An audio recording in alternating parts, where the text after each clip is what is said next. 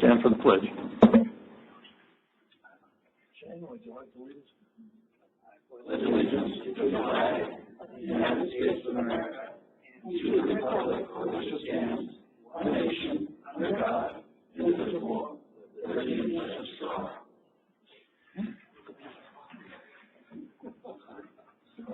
Very good. Do we have any comments from the public?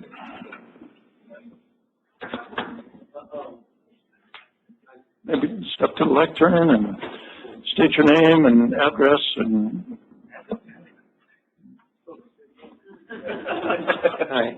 Hi. My name's Jeff, and it's my wife, Wendy Shillman, and I'll try to be real brief and concise. My wife and I purchased a vacant lot at 1561 Grizzly Mountain Drive back in 2011, the intention of building our last retirement home there. Now we're here, fully retired. We live in South Lake Tahoe. So the reason we're here today is to ask for your help in solving an unexpected sewer connection problem. Since the lot is not level, it slopes away from the street, and all the other homes on Grizzly Mountain have the same slope away. The STPUD sewer connection was installed a long time ago. I have no idea, 60s, 70s. We didn't know when we purchased our lot in 2011. It was not disclosed. We never heard the term stream environment zone. I guess young SESI. We didn't know it was a SESI till Mark Burwell drew up our plans a year ago. And what's a SESI? You all know what it is. So, okay, so now, what am I saying? So we didn't know at the time what that meant. Now we do. So I don't need to tell you.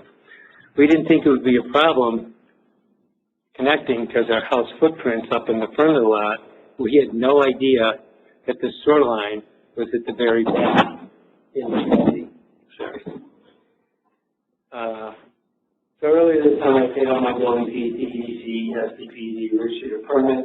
Since that time we've got the pre-grade inspection that EDC did, so we've got the trees cut, the lots, I wouldn't say level, it's graded, and now the excavation contractor is looking at how to connect the sewer line. So, it's basically a 35-degree angle how the lot slopes off. This is deep drop, and the sewer line connection that's been verified and cameraed by Ross, his last name, who works here, is 7 feet down.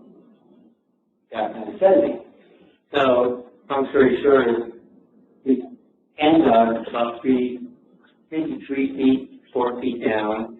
However, the water is coming out of the hillside like a broken pipe. And then as we dig a little more, it starts to cave in. And my excavator's up there with his last week with his big backhoe, and the hillside is very unstable. So he's concerned with A, his backhoe getting stuck down there, and also creating some environmental issues when you dig in the SESI and the whole thing caves in, TRP, PA issues, and he said, oh, I don't want to lose my license. So basically stopped and pulled off the job. So luckily, I understand there could be a solution, which is to, backfill where the connection is. There's a manhole about 18 feet to one side. And from what I understand, there is a process where you bore into it and connect through the manhole. It's not the ideal situation, but real quick, let me make one quick reference. The lot next to mine, where the STPUD pump house is on Grizzly Mountain, y'all know that, or Haunting Company, who's a pretty big contractor.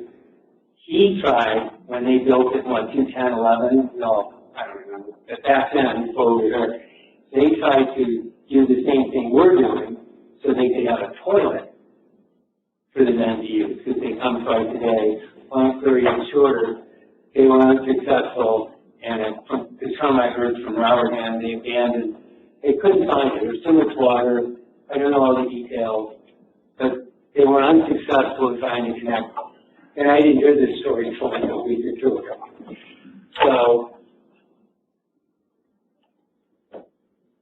So I'm here to see if we can help find a solution. And just 2 days ago, I didn't know the hierarchy role on board. And only Ross had been out there, and then Chris stopped by one time. And now I find out that the director of operations, sitting right over here, we just talked today, yesterday, and he's coming out Tuesday to kind of assess the situation. So then I thought it was driving her, maybe I'm premature in telling you all that. Because if he says, you know, this thing solved, why did I just spend 5 minutes telling what I just told you? Okay. Did you want to ask me anything? Or I'll make a couple of comments. So yeah, Adrian does have a meeting scheduled to go out there and check out the situation. There have been a few instances in the past where we have let a property connect directly to a manhole, but under very specific circumstances. Obviously, that's not the normal way that we connect to our sewer system. But anyway, fully confident Adrian and his crew will go out there and come up with the best solution for us. Very good. I was just going to suggest this is something normally handled at the staff level. If you run into a roadblock, if something's not working, you come back and talk to the board again. Adrian was, Ross could come out there, he's been out there several times. He's telling the excavator, start getting down a little, see how far you can get, and blah, blah, blah, blah, blah. And my excavator's like, no way I'm going down that slope for the reasons I just stated. So that was, so that's all I want to say. Thank you. Very good. Thank you. Any other public comment? Okay. Move on to, do we have any corrections to the agenda or the consent calendar? Any board members want to pull anything from consent for discussion?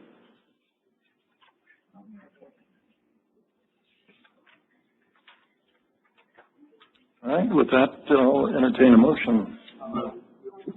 Second.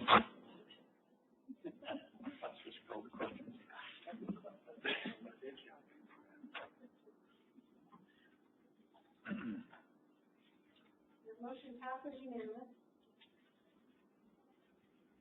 Very good. That moves us down to item 6, presentation by ENS Resources, legislative update. David French.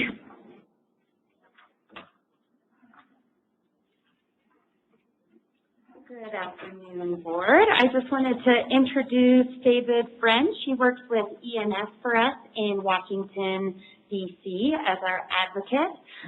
He's out this week because the Tahoe Summit was yesterday, so we had our federal delegation in town and as well as their staff, and wanted to provide an opportunity for him to give you an update on all the things that are working for us in D.C. So I'll hand it over to you, David. Let's see, and we've got a presentation here. Let him know when it's done. There we go. Thank you, Shelley. I think Shelley is a whole lot of place on her pipe shell. It's true. She brings her on the road. I appreciate the opportunity to be here today to address the board, members of your district staff, and the community to update you on some of your federal priorities. ENS Resources really appreciates the opportunity to advocate for you in your priorities in Washington, D.C. As you can see, I'm solo today. Many of you know Eric Saperstino I work with. Eric is deprogramming from the Catholic Conference and taking a little downtime after what has been a busy year.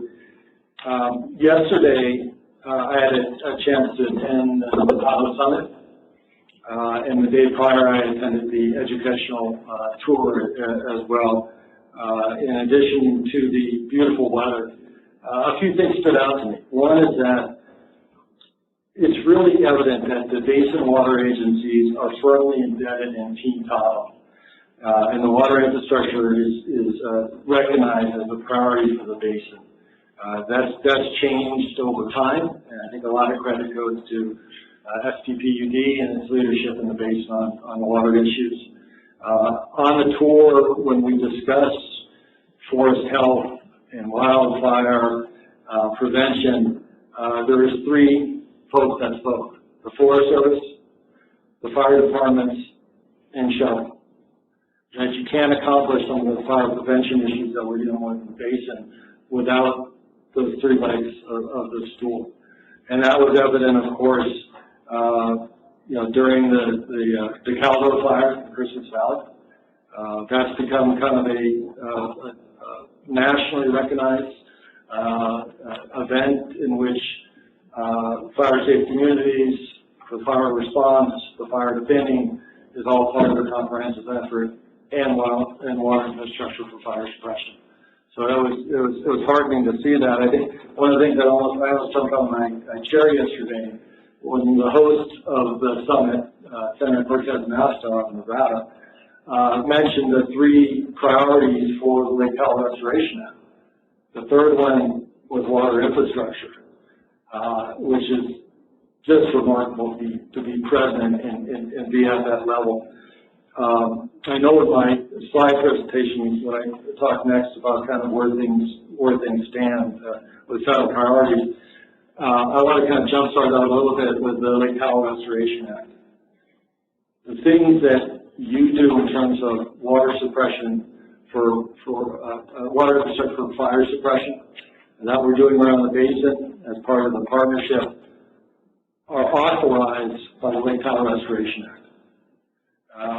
That was a leadership move by Tahoe to get part of that mix.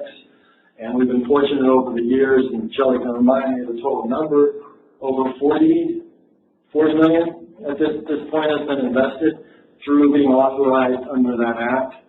And that act provides for two things. One is the water infrastructure. And the second thing is when environmental projects are taken on in the basin, as there's any impact to your utilities, that those costs are reimbursed. So the reauthorization of that bill, which was passed the Senate, and is now awaiting House action, is going to be vital as we move forward. And it should be noted too that the monies that are received through that act are matched at least 2 to 1. So what it does is accelerate those projects which you were planning to do with a focus on fire suppression. So that act has been hugely effective for the basin, and Team Tahoe has worked well to move that forward. If we could move to the next slide.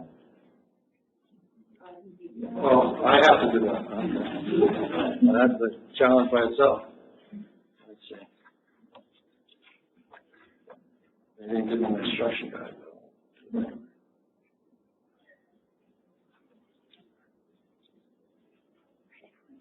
Oh, maybe.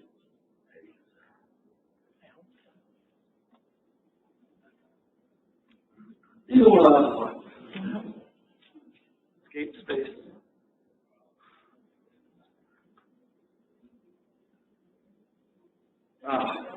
Thank you for that. I wanted to update you on a couple of things related to the assistance received in the federal government in terms of appropriations, community-directed spending, which is also known as earmarks.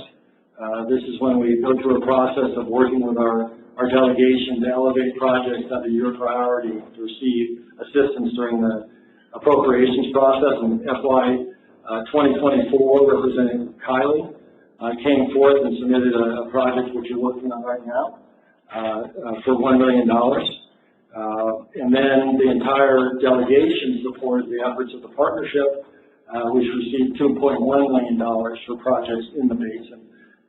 So we're very fortunate to have that basin-wide support for FY 2025. I think Shelley might have been a little surprised, but you're successful once again to be in the House bill. Representative Conley came forward with another $1 million for your project priorities. So that is in the House bill. We're waiting for a final resolution. I'll talk about that a little bit later. The other action that's taken place this year is the partnership, and this is North Tahoe, South Tahoe PD, all the water agencies around the basin working together. we look for additional funding sources, additional ways to fund your priorities. There's a Water Resources Development Act that's enacted every couple of years, which authorizes projects. And with the help of Congressman Amade and Congressman Kylie, this year there's an authorization in the House bill for $20 million for water infrastructure projects that are both water and wastewater. So we're hopeful that that moves together as well. But that's a big change. So more options so that you can alleviate the cost to your ratepayers through these programs. And I think it made a good pivot point to talk about the grants that you've been so successful in receiving through the Bureau of Reclamation. I know that the latest is over $500,000. Which is remarkable. It's one of the leading amounts in the state of California for your projects. It's looking out for grant opportunities, whether it's solar, food to waste, any other energy type programs and traditional water infrastructure to be able to leverage what you're doing here with additional grant monies. And you're very fortunate to have a grants team that is talented and successful. So those things we kind of work hand in glove in terms of trying to identify grant opportunities, get the delegation to support those opportunities, and hopefully get those awards across the table. These things can't take place without the outreach that you're so good at. An example was the Western Caucus being here earlier this year, where you have members that you might not normally interact with, that you're able to educate on their issues and priorities. So when things come up, like the Tahoe Restoration Act, they're in place to support those efforts. We're working with one of the challenges of water infrastructure, especially for fire suppression, is that you're not eligible under state revolving loan funds. You're not eligible under the U.S. Forest Service monies or community wildfire defense grants, and you're not eligible under FEMA disaster mitigation programs. You would think that having a hydrant, having Christmas Valley in place when a fire breaks out or a disaster breaks would be a good mitigation measure. We're just left out of that mix. So we're working with the Special Districts Coalition, the National Western NWRA, the water folks, Aqua, to try to work with Congress to change language to make more water agencies eligible for that type of funding. And of course, the Team Tahoe meetings in Tahoe is going back to DC and educating folks in the federal level have been very effective as well. And I have to do this again, aren't I? Look at that. Congress has a lot of unfinished business. It's kind of evident that Congress and the administration have been having some challenges. There are a few things still on the table when they come back in September, before elections and then post-election. First up is the FY25 appropriations. Now, I said that you're in the House bill. What will happen is the Senate and the House bills will come together and they have to pass FY25 appropriations. They're not going to do that before September 30th. So they're going to do a continuing resolution. The hope is that continuing resolution continues through November, December, so as they come back from the elections and they decide which way the wind's blowing, that they can finalize these appropriations bill. The House Speaker has indicated he might look to extending out the continuing resolution until March of next year, with the hopes that the Republicans gain the White House and the Senate, and then they can make those choices. The Senate at this point is looking towards November, December, so that's hopefully the dates that we'll look at to look at the district's priority to get that $1 million that Representative Kylie placed in the spending bill. Lake Tahoe Restoration Act also falls in that lame duck period, as does WRDA. And there's a couple other things on this list. I know that your time is tight. So if you have any questions, one of the items I did want to bring up was the low-income household water assistance. During COVID, a program was established that provided assistance for your low-income ratepayers, and it was very successful. We're hoping Senator Padilla has been a leader on this issue to continue that program, both through legislation and through appropriations. So I think water agencies are hopeful that that option is available for those that have difficulty with rates and to help the districts provide that assistance. The last thing I'll mention is the Farm Bill. I think Farm Bill, that's mostly, public assistance, food stamps, ag type programs. Well, one of the things that we're looking at doing is, again, eligibility under the Forest Service for fire suppression programs, water infrastructure for fire suppression, is to change the language to allow for eligibility. So the Farm Bill is another item that we have in the mix to try to get your priorities across the finish line. So with that, I'll stop, and if you have any questions, I'd be glad to. Board members, any questions? So thank you for the update. Great work to you and to Shelley. Writing those quarterly checks is always tough to Washington, so you bringing it back is a wonderful thing to see for our community. No, great work, nothing on my end. Well, actually, just in terms of the low-income housing, water assistance, obviously, like, challenges ahead. I mean, is there any sense of likelihood of success, how this plays out? And the reason I asked is we were moving through some actions at the last board meeting kind of in the same space. And so just was curious if there was, any kind of reading of the winds. The best way I can answer that is that Senator Padilla has made it a priority.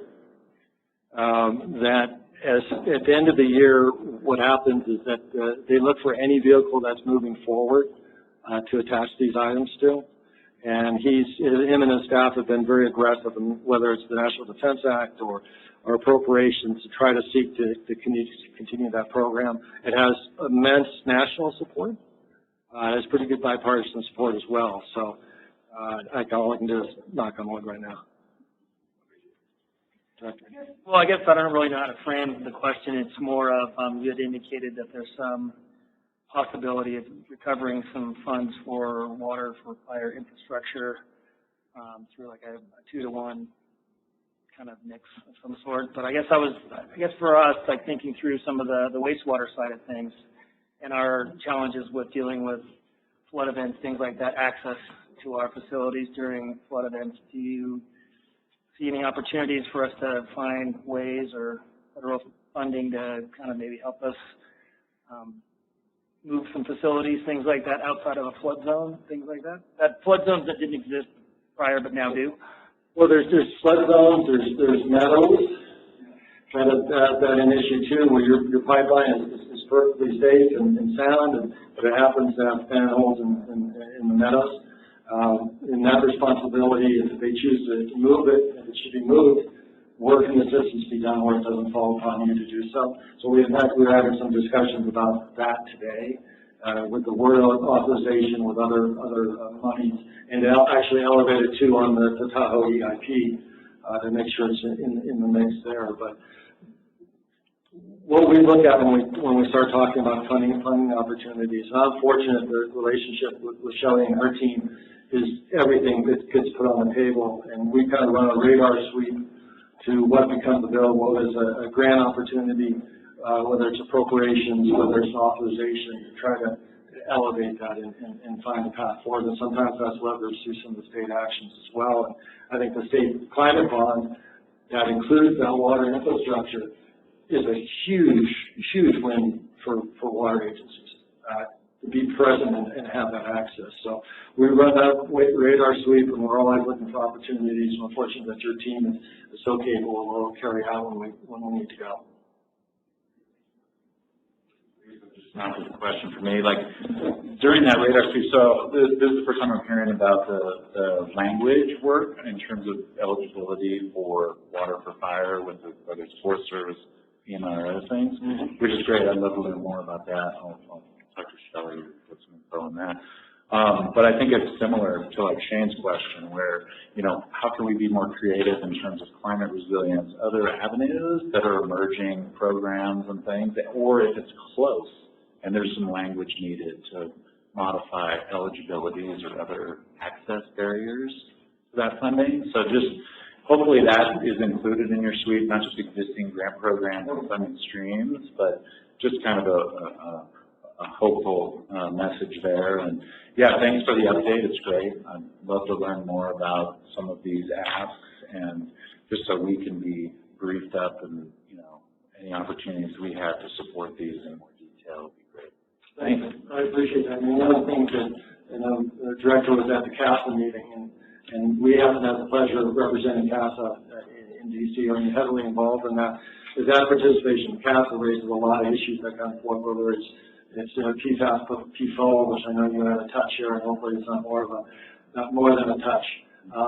Lead and copper, MTBE to go back when those battles are taking place as well. But groundwater contaminants is a big issue, so we're always on the look, and we have some great partners, both with Team Tahoe, with Aqua, with NACO, special districts, that we kind of work together, and I think that's kind of a unique aspect of the work we do. And just a final comment, like kudos to you and Shelley over the last few years in the ascension of water for fire in terms of, like you started with, being recognized as part of the LTRA. I mean, that is a dramatic inclusion. I mean, that bill, being involved in that, I've seen all of that, and the ascension and the inclusion of that is incredible. So kudos to you and Shelley and your team.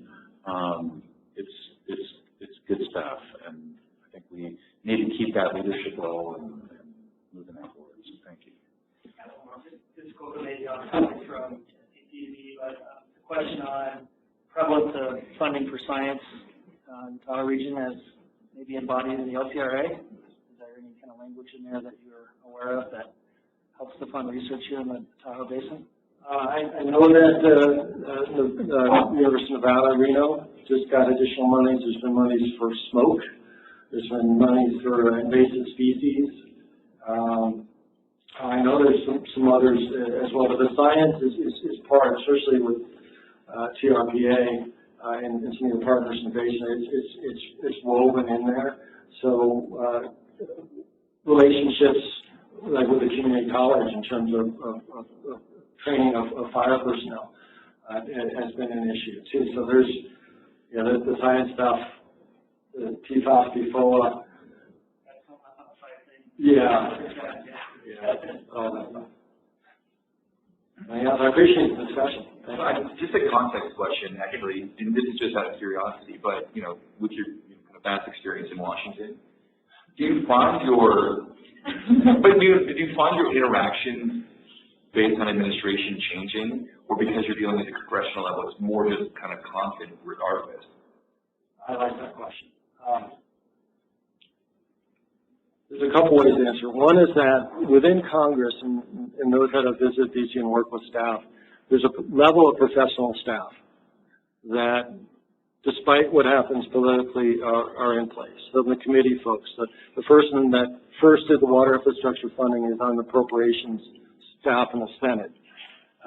They're steady. They're saying they know the issues. They know where the pots of money are. They know eligibility, and they know where they can massage things to make things work.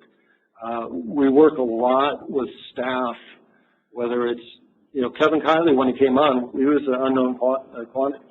We knew kind of how he worked in the Senate, in the California legislature, but we weren't familiar with how he was going to do things here. Setting up field tours, the meetings, having the Western Caucus here, those things all kind of built up that rapport. He has very good Hill staff, and he has some very good district staff that have been attentive to resolve issues.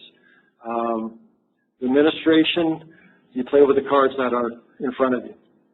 We're working up a lot of that right now in terms of what if the administration changes, what's the shifts that you would see in environmental policies, in terms of water policies, and how to best position our clients for those changes. But for me, you kind of play with, what's before you, and you find the avenues in spite of who might be pulling the levers. Right. I mean, because I guess the question is, it seems like you can get at the very same issue based on your messaging to whoever wins, right?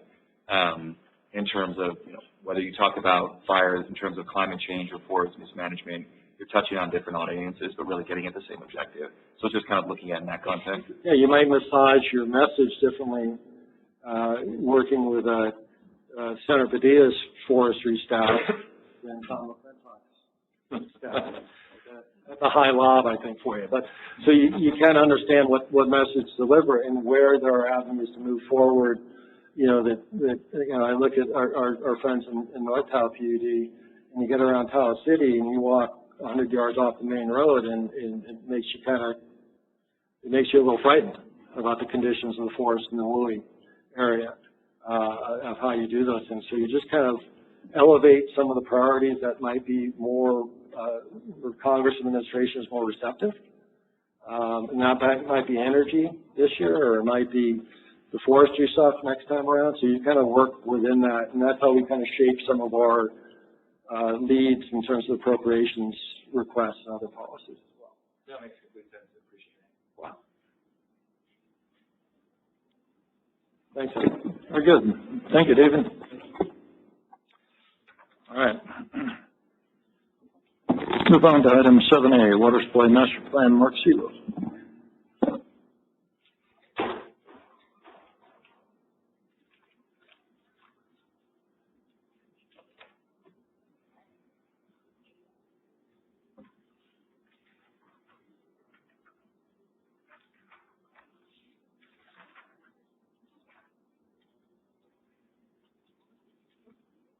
Good afternoon. Can you see my slides? Yeah. Great. Thanks. Mark Sealos, Water Resources Manager, and I'm here today to request authorization to initiate phase 1 of the district's water supply master planning process. And I'm really excited about this project. I think that there's a great need for it. But before I go into detail about our current effort, I'm going to take you back in time to the last time the district considered its vision for our water system. So the year was 1961. JFK was inaugurated as the 35th President of the United States of America. A Soviet astronaut became the first man in space, and fire insurance in South Tahoe was very, very expensive. Some things never change. The district recently built out its sewer system and owned precisely zero water infrastructure. Water was supplied by 8 small suppliers that were struggling to meet the growing demands of our population here. Flows were low, pressures were inadequate, and there was virtually no fire protection. Because of this, the Pacific Fire Rating Bureau rated South Tahoe as a 9 out of 10 in terms of risk, leading to outrageous rates for fire insurance. And so just for me to put this in perspective, the owner of an $800,000 home today would pay nearly $3,500 per year in fire insurance. So that was considered outrageous at the time. But so largely due to these concerns over fire, but maybe more accurately over insurance prices, the district's board elected to begin the process of acquiring small water agencies to connect them into one efficient network. And the water was supplied by the first network of wells to provide adequate pressures throughout this network. Little was known about the hydrogeology of the groundwater basin at the time, but the decision to rely solely on untreated groundwater as a source of supply was based on the assumption that a high-quality well can be drilled at any place at any time. And so most of the district's first initial wells were actually inherited with these acquisitions of these small water companies. And so the acquisition of these small companies resulted in a disjoint network of systems that were cobbled together with transmission mains. And it was one that more kind of just happened rather than being designed. And our water system has been more or less the same ever since. But a lot has changed since the 1960s. Firstly, the peak summer population has exploded from about 60,000 people to several hundred thousand. Tightening regulations have required us to have more pumping capacity and fire storage. And the presence of pollutant plumes and MCLs for naturally occurring contaminants limits where we can drill, and it also requires higher levels of treatment for our water than often can be provided by just what's at the wellhead. And so this water supply master plan gives us the opportunity to revisit our water supply and revisit our system from a holistic standpoint to give us the resilience to adapt to today's needs and tomorrow's challenges. And so with that, I will move on to the topic of today, which is phase 1 of the water supply master plan. And so I'll give a quick outline. First, I'm going to go into the RFP that we put out in our process for selecting a consultant. I'm going to go into the scope of work that we provided as well as what we received from the consultant. I'll go into how we're going to phase out this project into a three-phase process with opportunities for board input along the way, and then finally a project timeline and budget. And so the main purpose of this project is to provide a blueprint for the next 50 years of our water resources. So on April 18th, Julie came to the board with a permit application that we put into the State Water Resources Control Board for surface water rights from Lake Tahoe. And the board approved that we move forward with this application. So the next phase of this application will be this long and costly CEQA review process. And the sentiment from the board at the time was, oh, wait, hold on. Before we take that step and move into the next costly part of this process, we need a more comprehensive water supply planning effort to see if this is actually going to be needed, if it's going to be cost effective. And so that is the purpose of this water supply master plan. Whether we end up with surface water or not, this will be a really important document that will guide our capital improvement for water resources for the next 50 years. And so we put out this request for proposal. It was advertised for 6 weeks between May and June. And we provided a pretty broad scope of work in order to kind of encourage our proposers to give us their creativity of how to address this problem. And so in general, the scope of work was to develop realistic water demand projections over a 50-year planning period. When we discussed the surface water rights application with you before, one of the sticking points was that the number that we were requesting for the permit was based on the full build-out, and that that is not likely to be realistic over time. And so really what we want to do is kind of nail this down to something that's realistic that we can base our water resources development and supply off of. Next, we wanted to develop and evaluate alternatives to meet our projected demands. And so these alternatives would consist of multiple suites of water supply sources. It wouldn't be just one or another source. And then we wanted to go through and select a preferred alternative, develop a plan for permitting it and implementing it. And so, yeah, like I said, we had a 6-week advertisement. We received 2 proposals, and we convened a panel of 5 staff. We had 3 from engineering, director of operations, general manager. And we kind of had a 2-part proposal and interview evaluation process where we had the panel review our proposals using kind of a standardized set of criteria to ensure consistency between staff. And then we also had an interview process where the consultant gave a 15-minute presentation about their approach, followed by kind of your more standard 7-question interview.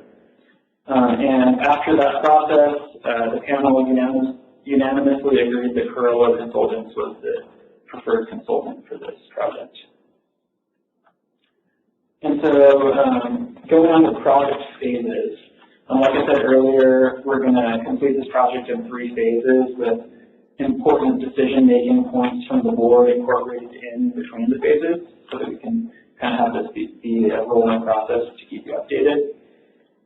So phase 1 is going to begin with the development of realistic water demand projection over a 50-year timeline.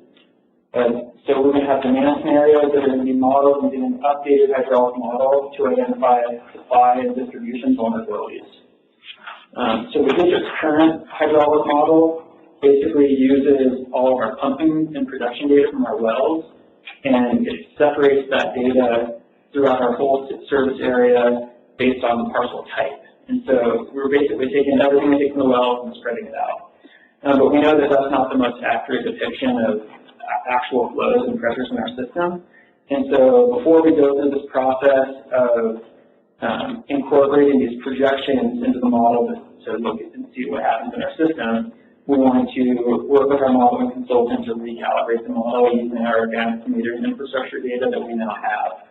So about 99% of our system is now metered. And so this will result in a much better idea of where we might have issues with flow and pressure in the future once we incorporate our projections.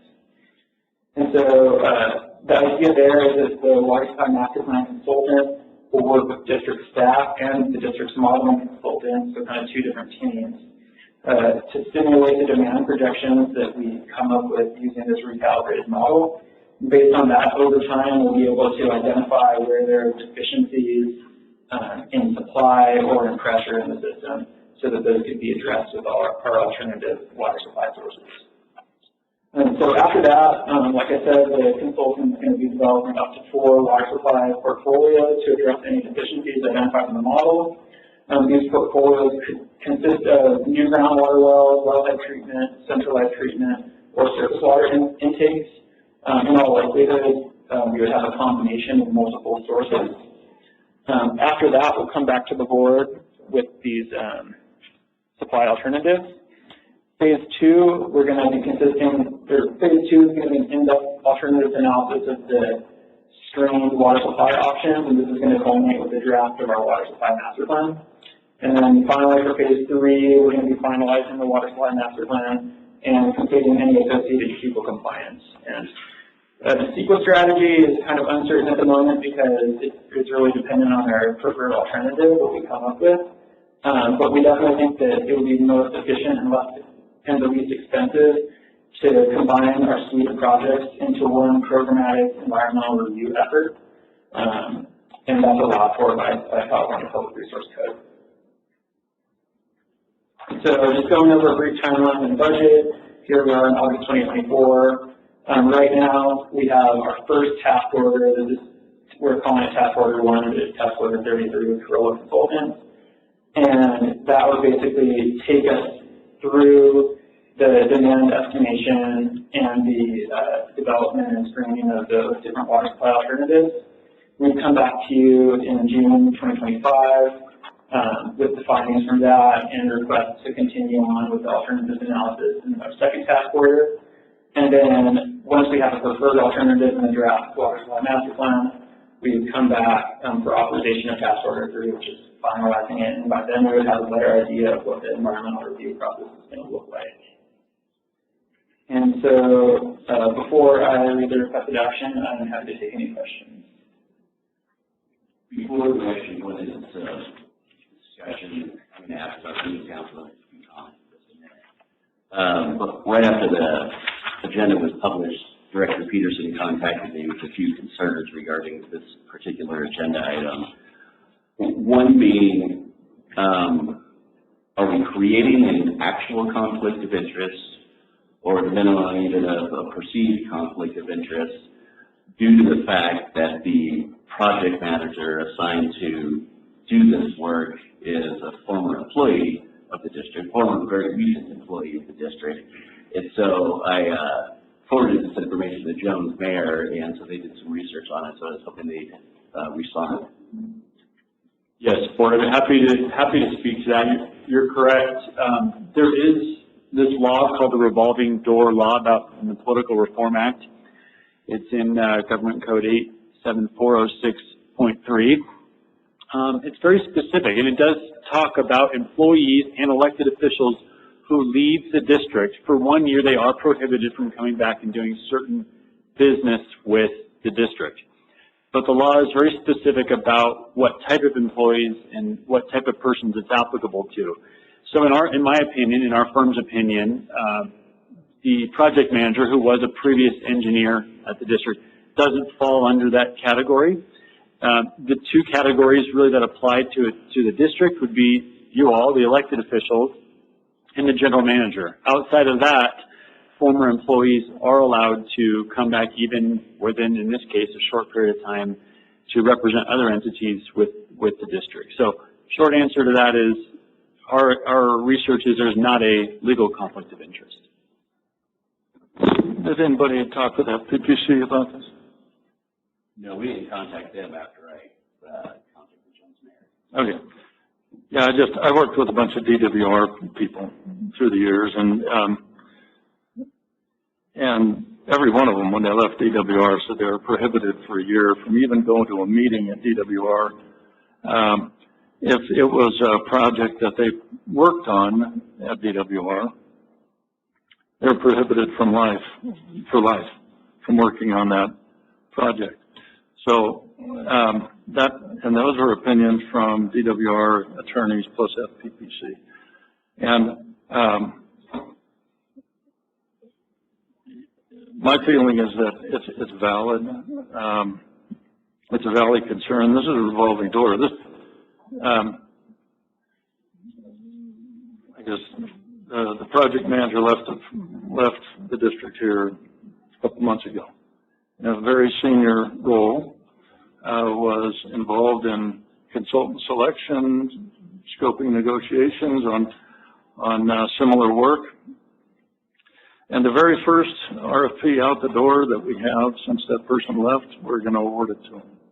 And we're talking $800,000 worth of work. And I see that as a revolving door. So I'm not going to be able to support this as is. I'd be willing to table this item to allow Corolla to go back and reexamine its team and come back in a month.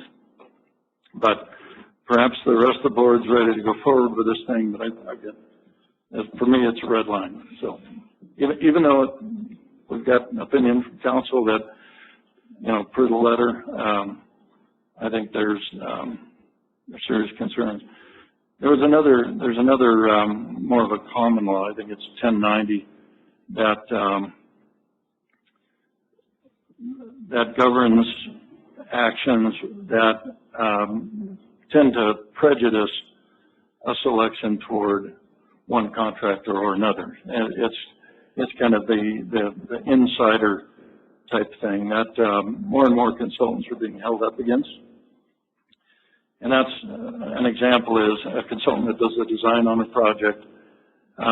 They cannot come back and recompete for their construction management because they have an inside track. They know the job, and they're likely to rise to the top of any of the qualifications list for that. So in this case, this individual was an insider, did prior work on this type of thing for the district, and I don't know how many consultants were scared off as a result of this person being in the hunt. But I think if we start awarding projects to recently departed senior staff, I think it's a bad thing to do. So anyway, that's my piece. Also, we talked about some scope things too, some minor tweaks that if we had a month, maybe those tweaks could be addressed. Yeah, so I understand the issue of a real or perceived conflict with having a previous district staff as a manager for the project. But one of the questions that we commonly use for proposal review is the familiarity with the Lake Tahoe Basin and the district system.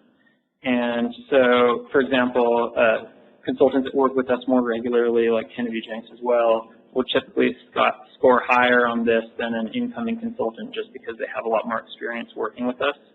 And I don't necessarily see a huge difference between that situation where we've had a consultant that's been like de facto our employee for years and years and years versus an actual employee. And then if anything, I think that having a former employee that has a really great knowledge of our super complex system is a net benefit for the project. Just because it's, like I mentioned earlier, we're working with this complicated system that's cobbled together, we're working under a lot of constraints. And I think that having somebody who doesn't have to start with a clean slate is really valuable to us. And it was actually something that we considered during the proposal evaluation process. So, yeah, thanks, Mark. And I don't object to the Corolla selection at all. Corolla did the recent analysis, very similar analysis for the Tahoe Keys project. I'm not going to talk about that project anymore, but it was similar in scope and technical content. And Corolla did that work without this project manager. So I think they're capable of doing the work. They're familiar with our system, like you say. But I just have a problem with the revolving door aspect of this. The project manager named, it's improper. Let me ask you a quick question, Mark. If the board as a whole decides to push this out a month, and we reinvestigate the team makeup, what does that do to the schedule? Does that literally just change it from being complete in June 25 to July 25, or is there a different impact? I would say, like, in the best case scenario, that would be what it would do. But it kind of depends on what kind of team and what kind of project manager we get on the project in terms of, like, how it's moved forward beyond that. But yeah, it's really hard to say. I would say that the project schedule for this has a lot of unknowns as well, just because of the unknowns around the environmental review process. And yeah, so I would say, yeah, best case scenario, it would stall us a month, but no guarantees. Another thing is, like, if we are, you know, going to pivot in the way that we're looking at water resources, sooner is better than later. You know, we need additional water supply sources now.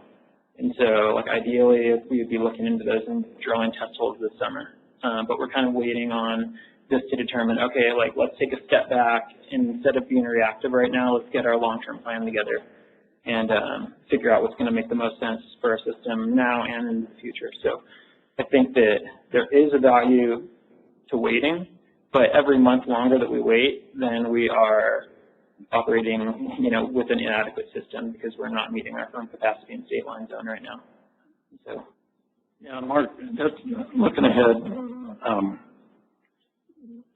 this thing was really brought on that we didn't want to pursue a surface water right into the expensive phase without a really good reason to. And that, so this study is to examine that question and decide, do we have a really good reason to spend, you know, to double the rates or triple the rates to go to surface water? And so if the decision is made at the end of the study, or at the end of the study that surface water is the way to go, it's going to take 15 plus years to plan, permit, you know, go through the environmental process, get the water right, and get the thing built. And so between now and then, the well system's got to work. It's got, so I guess I'm challenging what you're saying about near-term decisions about, you know, fixing wells or making mods to wells. I think you're going to have to do that regardless of the outcome of this study. definitely, and yeah, that's going to be incorporated in this study. So we're going to, so it's our water supply master plan. So over the next 50 years, so it'll incorporate both those short-term fixes that we'll need to keep us operating in the interim and whatever long-term fixes. And I think that we were really careful when we put this out, and if you read through the RFP, you'll see this. We were really careful to not make it seem like we were leaning one way or another towards a certain water source or strategy. And the reason why we did that is because we do truly want an objective perspective of what is needed. And so, but yeah, to answer your question, this is our short-term plan and our long-term plan.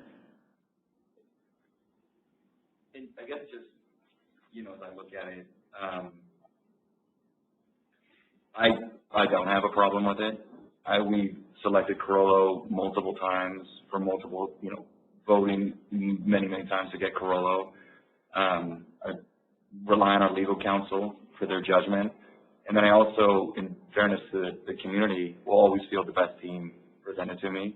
And that's what stands to reason in this world, is that success and developing the best team possible. And so, in absence of kind of legal concern, I don't have any legal concern. And I tend to see it as a benefit, similar to your comments. I'm probably more concerned, honestly, if scope elements, because I tend to agree with Dave in terms of timeline. Even kind of with my, you know, fine with Carollo, I would still say I'd want the scope to be exactly what we want it to be. And even if that took another month to do that, I don't have an issue with it. I'd be curious to what those scope issues are. But if there are issues and it's an agreement that there are issues, I would want those to be, you know, as tight as possible before we set sail on this, because I think to Dave's point, you know, we have the time to do it, not to dawdle, but to set sail on the correct course, you know, at the onset. Yeah, happy to discuss any concerns with the scope either. Yeah, I mean, Dave, would you mind, just curious what your concerns with the scope were? First of all, I don't think phase 3 is needed at all. I've done a number of planning studies, and they did not require an environmental document. If they were going to go straight into construction, the environmental document should be associated with that construction. Whatever that preferred plan is, if we're going to go drill a new well, then we should do an appropriate environmental document for the new well. But the plan itself does not require an environmental document.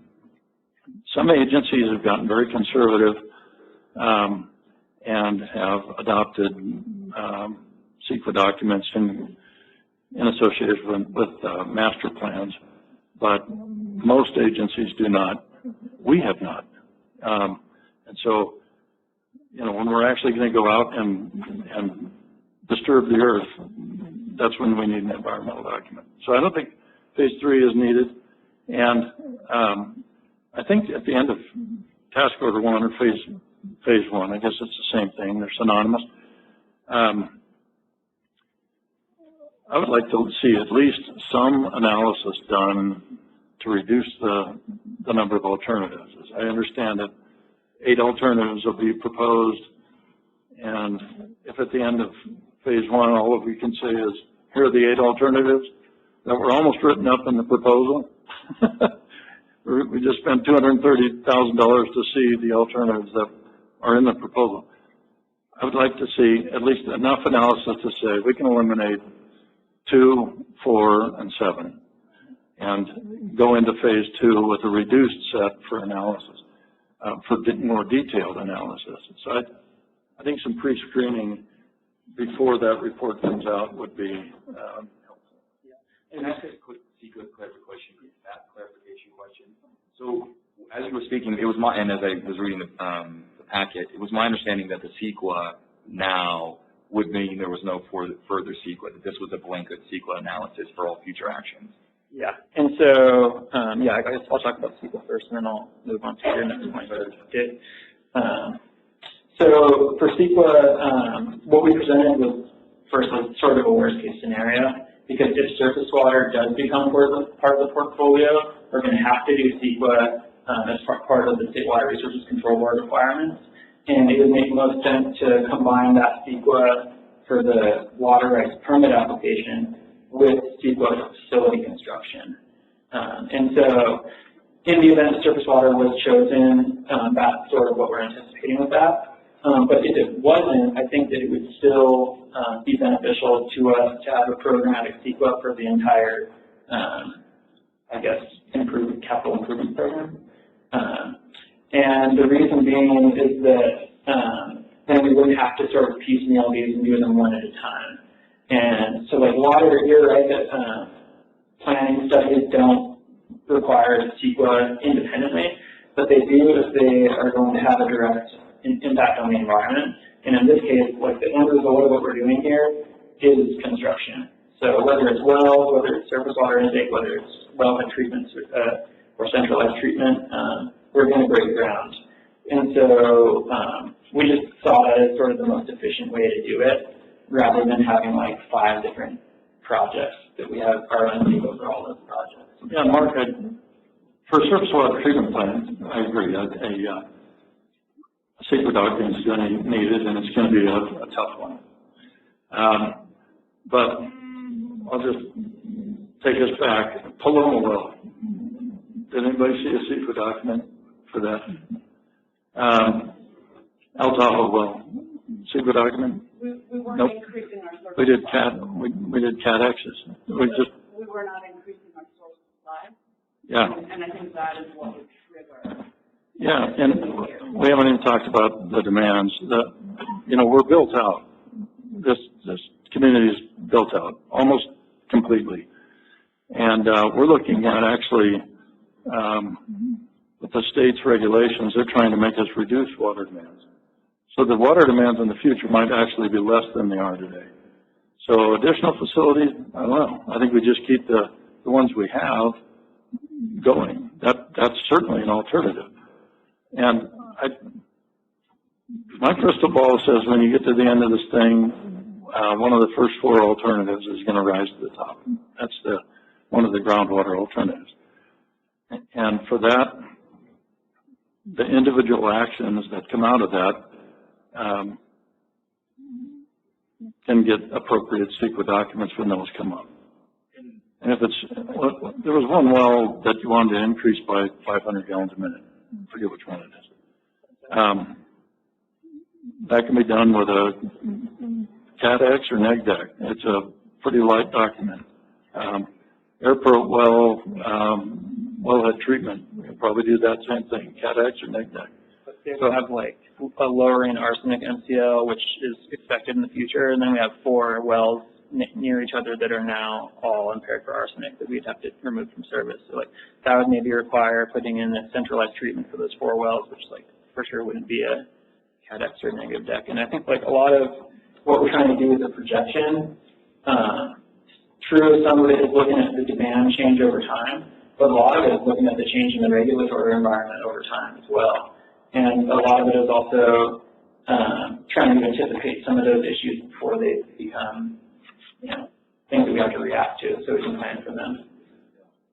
Can I just add something? I mean, I appreciate staff's approach for the programmatic. I mean, having done some of those for capital transportation projects, I think there's value in it, but it kind of depends, right, on what it is. And so instead of all getting our crystal balls out and trying to predict what CEQA is going to be necessary in phase 3, I see phase 3 as a to be determined in terms of the level. And we actually talked about this whole contract at length in operations, and I supported their staff's approach to this. I think it was pretty thorough and methodical, and had the right steps and check-ins there, right, to either decision points or other things. So, I'm pretty comfortable with the scope standpoint. I think, I share Dave's concerns about optically having a previous employee, just going back to that issue.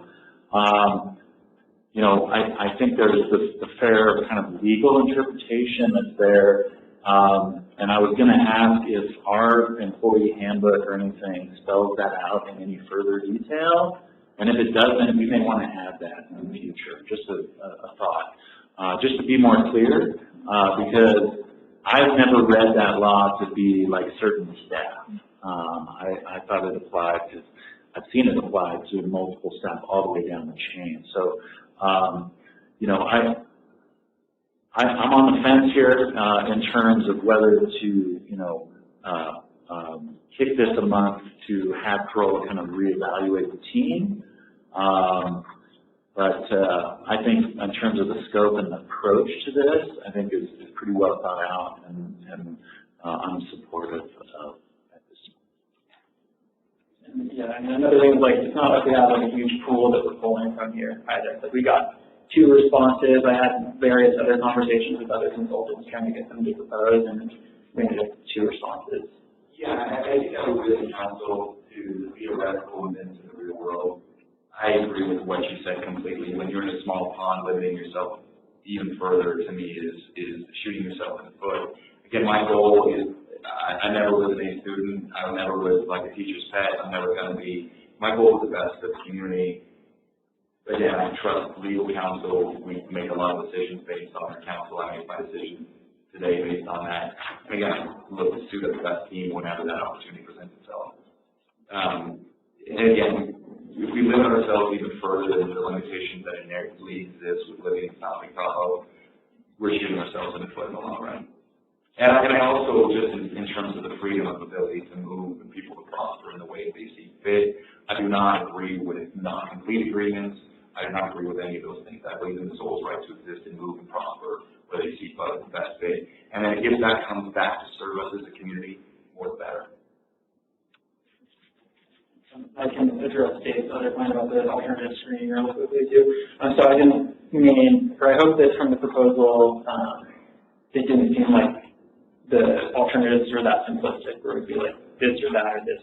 So in reality, what we'd be doing is we would be developing a suite of alternatives, or several suites of alternatives that would meet those vulnerabilities for pressure and supply in the system over time. And we would do an initial screening to really narrow this down to like only the most cost effective and most feasible before we launch into the next more detailed alternatives analysis.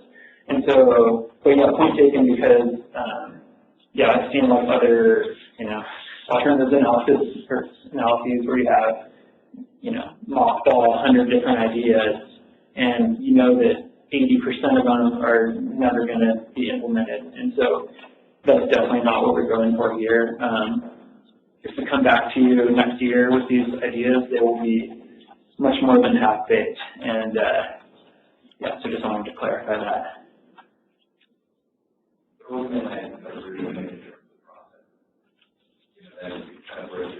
You don't have to get it to the wall, right? And I also agree with Dave in terms of what the balance I agree with that as well. I also agree with Nick and Dave. I'm a little bit hesitant about perception of a very recent former employee. And I do appreciate legal counsel, the information they provided us with, but when you look at kind of what an industry standard is, I don't think that that is what is the more common procedure. And so it does trouble me a little bit. Any other board members, comments, I questions? I guess I would echo your concerns about perception. If it's not legal, then, if it's legal, then I guess we're fine on that front. But I guess for me, it's more of the potential for attrition of our own staff. Like, hey, I can just jump ship, make more money, come back, proposal. So I guess there's that kind of thing. So maybe it's more of a internal policy call that we need to maybe address as this is maybe bringing it to a head. The conversation around CEQA, again, this is likely to be, who knows where it's going to end. And to me, it's a master plan in and of itself doesn't require any kind of CEQA. If it was that plus some kind of implementation schedule and no detailed design build elements, then yeah, I could see us maybe moving into some kind of CEQA. But maybe, it seems like the way that you use the language is kind of strategy. So maybe it's not quite getting all the way to CEQA per se, and doing a full-blown EIS or EA or whatever it is you're looking to do. I guess the other kind of parts and components of the actual scope is looking at more of how do we move water around our system more efficiently. I'm not sure if that's totally addressed within the context of the scope. I'm not sure if we talked a little bit about that in the operations committee, but I'm not sure if that's part of the conversation or part of the evaluation. I think it is, yeah. So our alternatives would include the supply sources themselves and whatever infrastructure would be needed to integrate them in our system in a way that would meet our needs. And so if that involves, putting in another 500-foot water line to tie in to where we need it, then it would involve that. And so, yeah, while this isn't like a full-on distribution system master plan, it does cover from source to tie in with the distribution system. I guess part of that conversation is water infrastructure for fire suppression, that being something also taking into account. Like not only is it just demand from the day-to-day residential commercial user, but it's also taking those types of concerns into, I guess, consideration. Yeah, that would be taken into consideration because we need to build out for certain fire flow requirements, and the supplier would need to keep up with those. So. As far as like tank facilities, is that what you're talking about? Tanks, yes.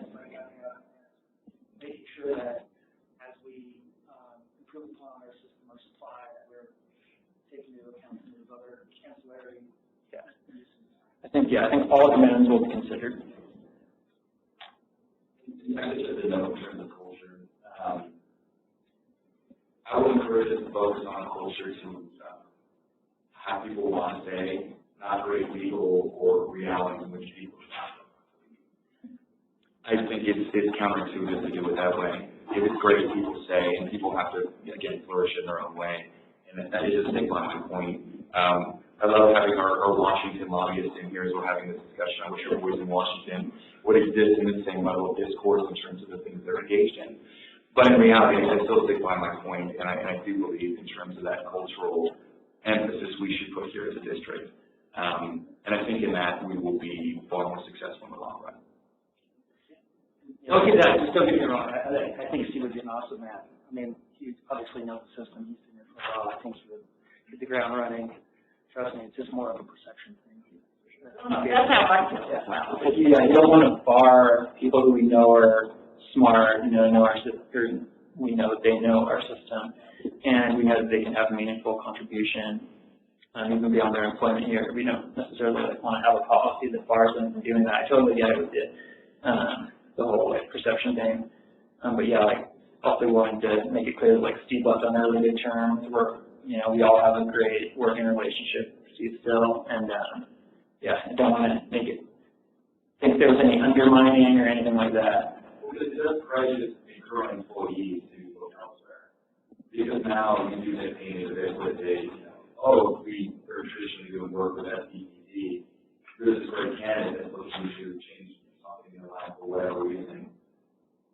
We don't want to go there because we don't want to have to deal with it. I think it's prejudicial to the individual. Anytime you're given an option, what you should do, I think you should look to elevate people's opportunities and ability to follow their path. And stand by that on content. Okay, go ahead. Just a quick way to make sure we're on the same page here.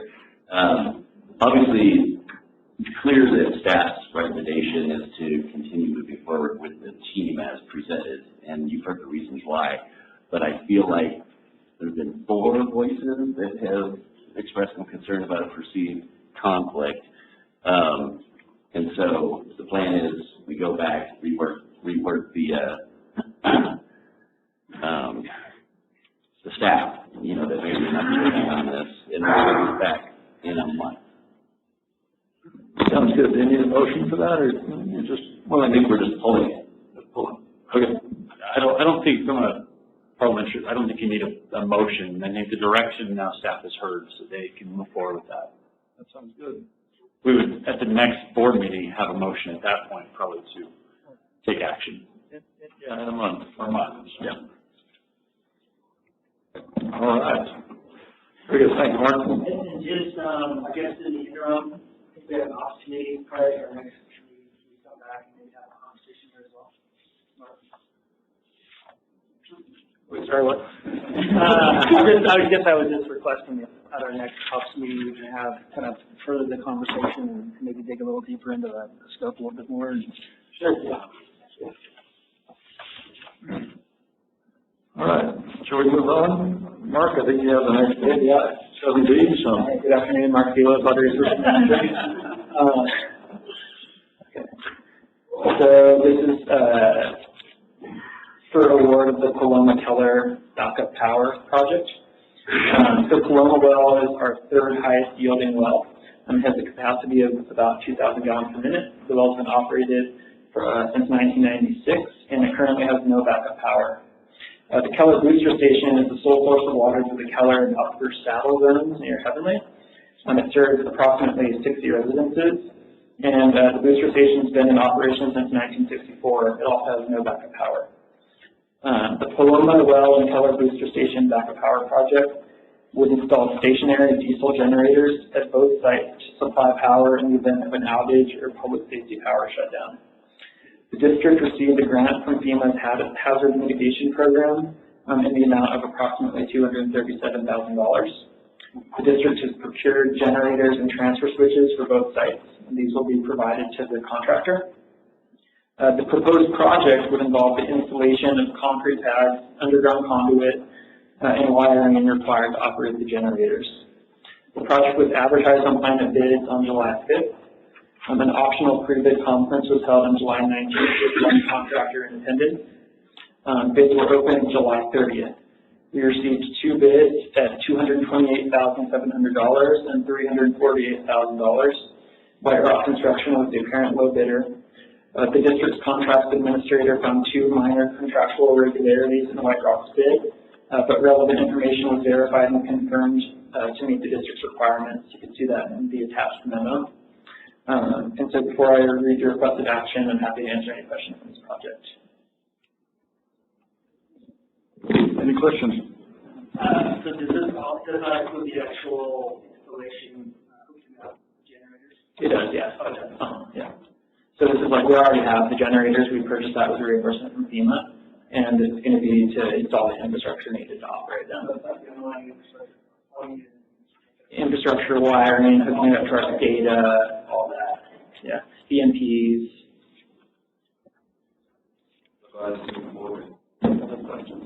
Just a comment, again, this is another example of building in resilience to our system, and I'm always supportive of that kind of stuff. Thank you. Okay, Mark, desired action. Number one, find minor irregularities in the bid from White Rock Construction to be immaterial and waive minor irregularities. And number two, award the contract to the lowest responsible bidder, White Rock Construction, Inc., in the amount of $228,700. Moved in second. Any board discussion? Any public comment? Seeing none, we'll call the question.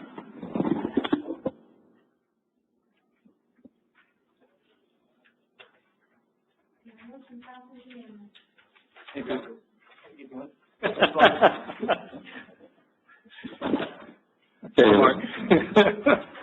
Go to item 8, standing and ad hoc committees and liaison reports. Start with you.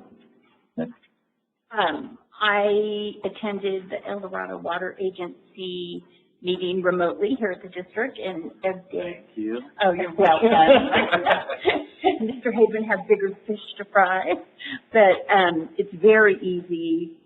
I thank Shannon and Denny Stagnero for getting me all set up. This was very good. There was a couple, they introduced a new employee, Hannah Romero, and she is a water resources principal. And that is, she's a new staff member, and the position previously was a water resources engineer. So they eliminated that position and created this one. There was 2 presentations. One was on ARPA, the ARPA funds, how the projects are going. We did receive, we're a part of that. Our project is right along all the deadlines. Everything's going smooth, and there's other projects that maybe aren't going so smooth, but we're fine.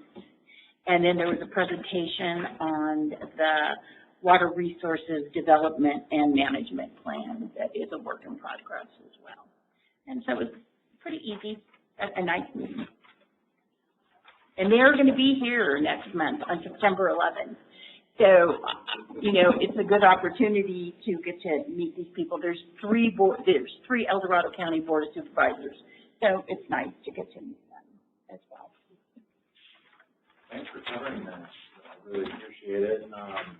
And look forward to participating in the September meeting. I did have a chance to meet with the executive director, so I had a good kind of intro.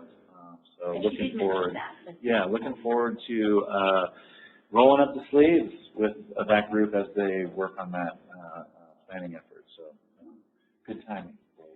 Yeah, and as you go through the strategic plan or whatever they're going to call it something like that. My one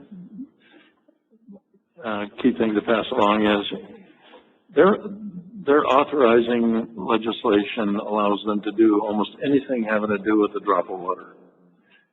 But that doesn't mean that they should. And they've gotten into some hot water on a storm drainage project that or minor flood control in Cameron Park. That area is just full of little ravines with houses right next to the ravine. And the houses flood every time it rains. And so, for whatever reason, El Dorado Water Agency decided to do a little flood study on this one ravine, and it flooded, and they sued everybody who had anything to do with flood management on that creek, including El Dorado Water Agency. So, even though they didn't do anything, they touched it, and so now they're the subject of a lawsuit. And my feeling is that agency should focus on water supply, water planning, high level what I used to call the acre-foot business. And Water Resources has the CFS business, which is flood control, cubic feet per second. Acre-foot, which is water supply planning. Parts per million, that's a whole different business. And then GPM, or MGD, those units of measurements define completely different business lines within Water Resources. And for them, they should be an acre-foot planning agency. So I guess as they take you through that, if you can maybe think about that, just stick with the mission. It's big enough. And then the other part of that is just the nature of the board is 4 members are West Slope members, and then there's us in the Tahoe Basin. And we just don't get the kind of attention. The American River Basin gets 90+% of the money and the attention. And that's like, oh yeah, the Tahoe Basin. Yeah, that's up there too. They just pay taxes. So to the extent that you can bend them around so that they're considering all of the basins within the county co-equally, that would be great. Okay, let's go to Kelly. Is that any more on your report? Shane? Oh, okay. So towards the end, or at the end of July, beginning of August, I attended the California Association of Sanitary Agencies, and that was a great event held in Monterey, California. I was fortunate to jump on the tour, which they had on the first day of the conference, which was to Monterey One's facility, wastewater treatment facility, actually reclamation water reuse facility, which they have 2 parts to it, one of which is turning wastewater into non-potable, and the other part was turning it into drinking water. So I drank sewage water, and it was pretty awesome. The facility itself, the newest facility is the one that's converting their wastewater into drinking water, which obviously that whole area is kind of cut off from any kind of water project or anything else. So Paul Shudo, who is a former AGM here, provided a really great presentation and introduction to the overall program.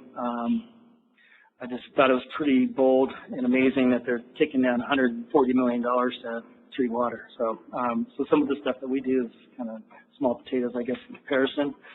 I did try to grab an engineer from Goleta. He was doing some pretty novel things down there, but he said he's happy where he is. Sorry, I tried.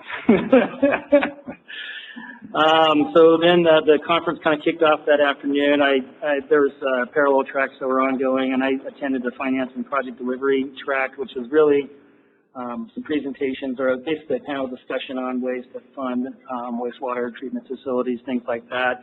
And everything that we're doing, I think we're taking into consideration grants and earmarks and ratepayer revenues and all those things. One of the new items that came out, and I'm not sure to what extent we can take advantage of it, is this tax credit that's available through, David, help me here. I think it's the IRJAJ,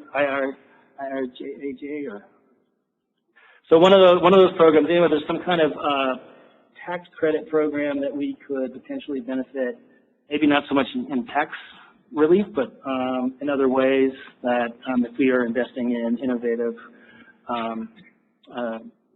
renewable energy type projects, we can probably get some benefit from that side of things as well. I think, again, it sounds like we're doing everything that we are supposed to be doing on that front, just finding different ways of mixing different sources of funding to fund our capital improvement program.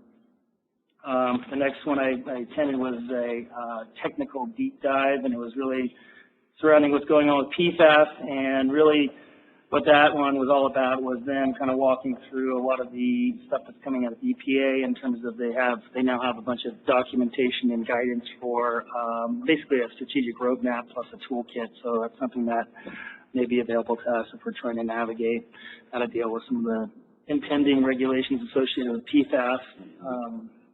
Not a lot on how to fund that stuff, but nonetheless, there's at least some help coming out of EPA on that front. I don't know how much you want me to get into this, but maybe I'll click through it pretty quickly. The next day, and Aaron was there with me as well. There was a keynote presentation from Mabel Miguel on leading change. I guess it's always constant. So that was a really good presentation. Aaron really appreciated it.